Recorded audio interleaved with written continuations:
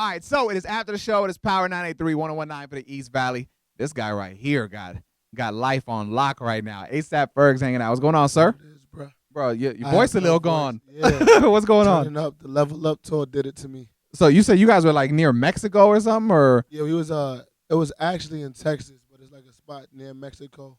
Oh, we did the Neon Desert. It's crazy. I saw like a hella people were out there. I saw flyers like with all kinds of people for this thing. It's like a huge festival thing, right? Like 30,000 people out there. Damn. We had Tory. He was on top of like the whole Chase sign. Like he crowd surfing like because it's like literally in the street. So it's like buildings and everything. But they, I guess, get a permit to like shut down the street. And so people, he was just like climbing, like basically he was on the second floor. He's doing some SpiderMan stuff. Yeah, exactly. Yeah. Very nice, man. Before we even talk to business and everything, how's life right now, man? You seem to be in a good spot. Everything is good, man. Just dropped this album, Always Striving Prospers, in stores right now. We did good. We came second on Billboard to Beyonce's Lemonade. That's huge. R&B, and I got Missy on the album, of course. One of my favorite records, Legendary. bro. I feel like people almost didn't even expect like that type of song from you. Right. It was so left field, but that's why I think so many people rock with you is because it's such just an original, feel good record, bro. Exactly. I mean, you know, what good is the artist if you're not gonna progress and show people something new and innovate the culture? How does that song even come about, bro?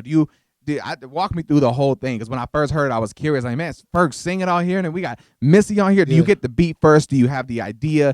Do you work in the studio with Missy? Give it all to me. What happened? Well, basically, when I first did my album, nobody was on the album. I had no features, and you know, like the way Missy came about on the track is because I was doing a bunch of like house kind of sample records, or like I was just in that zone, like just trying to create like just brings things back, you know, old hip hop, old house, or like whatever the case may be. I'm always digging in the crates trying to figure out how can I innovate what's going on now, and that's what I did with that song with Mustard and Stelios on a beat, and then I played it for Missy, and Missy just loved it so much she sent me the verse, and she was just like, "Yo, walk me through this, man." I was talking to K Camp about this the other day, and just receiving records through email, and when it's like that special one, so you get a verse from Missy. She sent me like the voice note first. Oh, okay. And she was rapping. She was making sure I was like messing with it.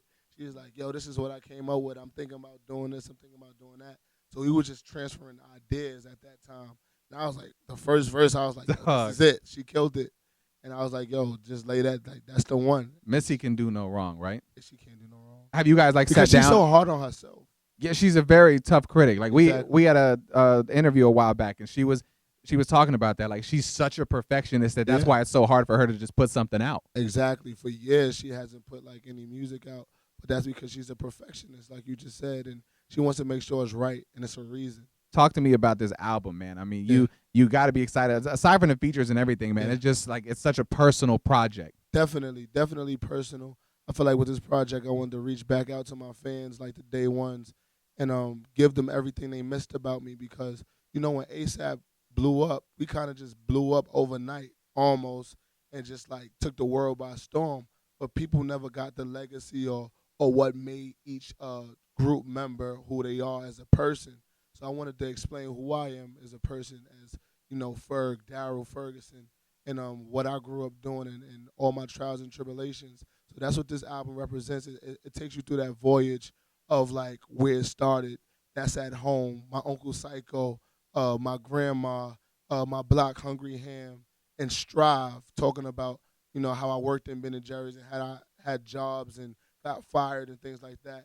And it takes me to a new level, you know, and then I talk about like life on this new level. So it's basically the voyage of, you know, before the fame and after the fame, or now, I saw you say in an interview that Trap Lord was almost like the mixtape. Yeah. And that this is actually, like, to you, it feels like this is the first album. Well, technically it is the mixtape, because it doesn't count as an album. Like this counts as my first album, like with the art, the label backing it and pushing it and everything. We put out Trap Lord like independently, like ASAP Worldwide. This is what we doing as a crew. You know, Ferg is the first artist to launch. So, like, we just testing it out, seeing what a demographic is and everything like that. So it was almost kind of like an experiment as my first project, because before then, I never had a mixtape out or anything like that.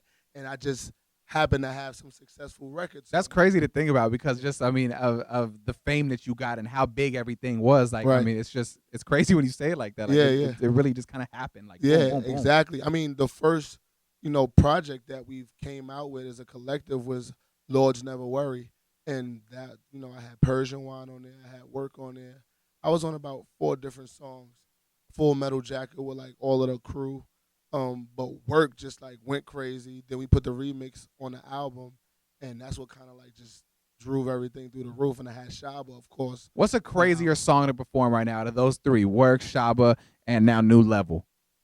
They're all so. Yeah, I don't know, and that's exactly how I do it too. Oh, really? That's the format. Like every show, like that's like the turn up in everything. So like, you hit them. They're like, oh, this one's familiar. Yeah. Boom, boom. Yeah. And then again, I might do the classic Work, cut that off, do the Work remix. It's just gonna drive people, brains off their necks. Yeah. And then I'm gonna do the Shaba. Everybody goes stupid, and then New Level is just like the new level of everything. That's insane. And that's man. exactly how I end the show.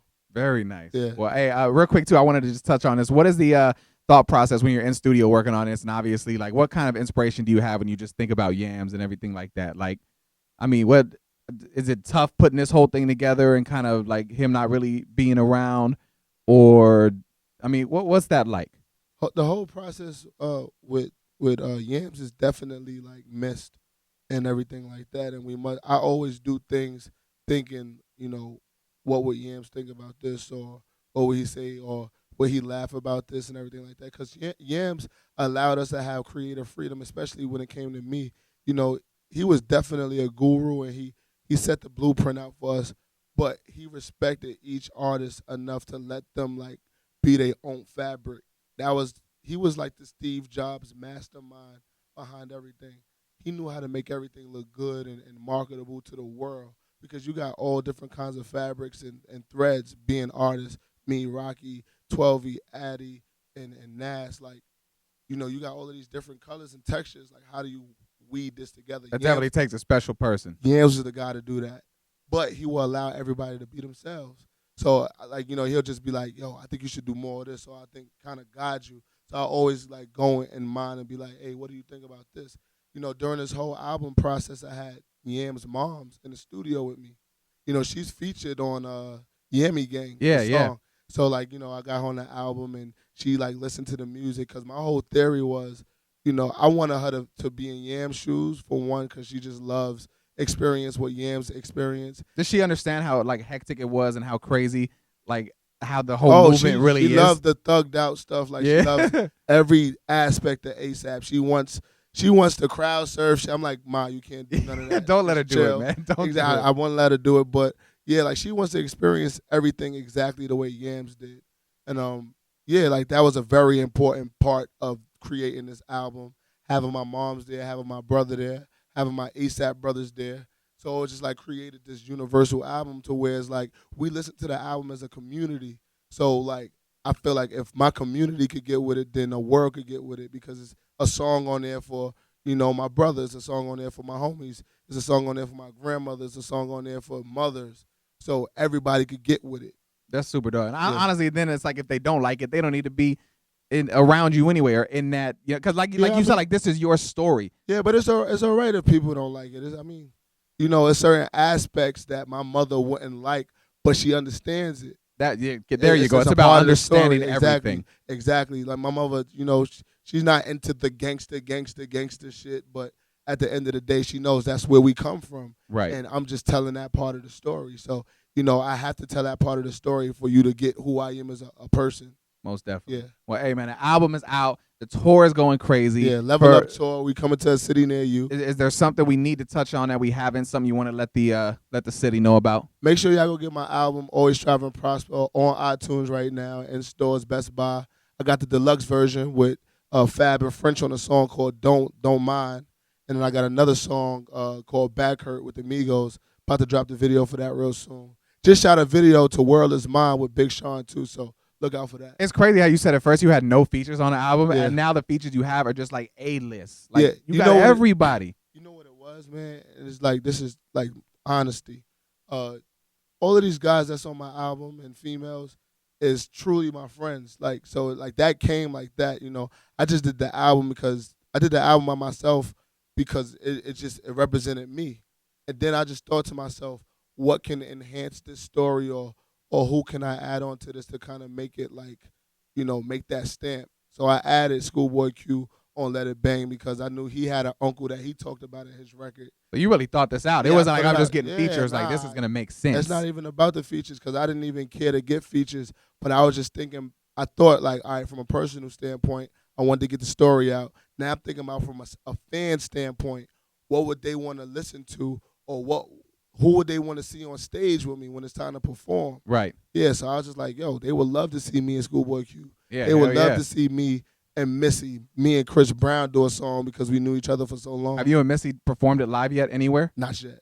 Is it on the way? Oh, it's definitely on the way. Oh, We talk about it. Yeah. man, that's going to be a historic It's moment, gonna be bro. beautiful. Salute to you, man. Again, get the Thank you. album. It's out Appreciate now. it. It's ASAP Ferg. It's Yeah. after the show. It's Power 983. It's 1019 for the East Valley. ASAP.